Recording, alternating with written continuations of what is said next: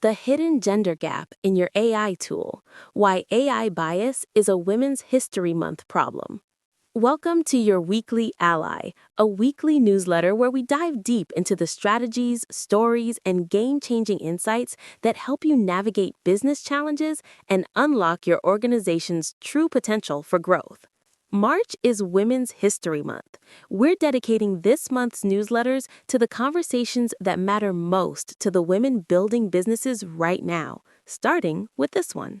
When I was building my first company, I spent a lot of time translating my expertise. I had to adjust my tone and my delivery to fit into rooms that were built for a different kind of leader. I thought that when AI arrived, some of the friction would disappear and the technology would be a neutral partner. I was wrong. A female founder and a male founder opened the same AI tool and typed the same prompt. They are not getting the same answer. Not because the tool is broken, but because it was built on data that didn't represent them both equally. When you're not in the historical data, you're not in the tool's default. Let's talk about the invisible editing tax. This shows up in the quiet moments of your workday. You ask the AI for a proposal, and it gives you something slightly too soft or collaborative. You ask for an executive bio, and it frames your track record as aspiring rather than established. You fix it, you adjust it, you translate it back into something that actually sounds like you, and then you do it again next time. That translation work is a tax on your momentum. The founder who fits the default can copy, paste, and ship their work in 5 minutes. You are spending 20. This brings us to the history machine.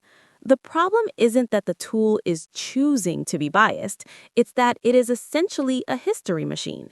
It looks at the last 2 decades of the digital record to decide what a leader sounds like, and as we know, that record is far from balanced. A 2024 UNESCO study revealed the mechanical depth of this pattern. Major AI models associate women with home and family 4 times more often than men, while linking male-sounding names to business, career, and executive roles. So, how do we handle strategic onboarding, context versus privacy? To override this history machine, you have to onboard your AI with the same caution you'd use for a new hire. You can't just fix the output. You have to build a fence around the tool's logic before it starts typing. The instinct is to fix this by giving the tool more context, sharing your bio, your positioning, and your client list. But here is the tension. The more context you give, the better it performs, but the more data you risk. Most founders are careful about their clients' data, but we are often reckless with our own. If you're using a consumer-grade AI tool, your inputs may be used to train their next model.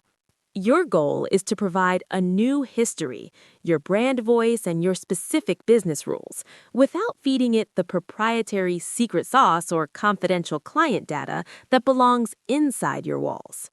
You shouldn't have to trade your privacy just to get the tool to recognize your authority.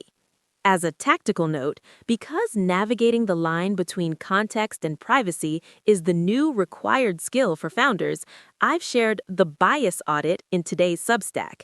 It's a 3-part toolkit to help you catch these defaults and prompt your way around them without risking your data. I've included the link to that toolkit in the text version of this post. Finally, the bottom line. The answer is not to step back from these tools, but to use them with intention instead of assumption.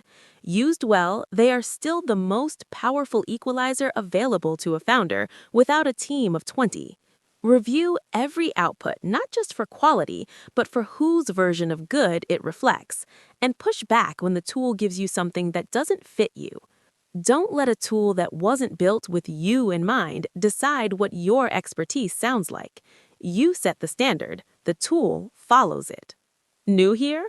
Welcome to your Weekly Ally. Subscribe to join entrepreneurs building what matters.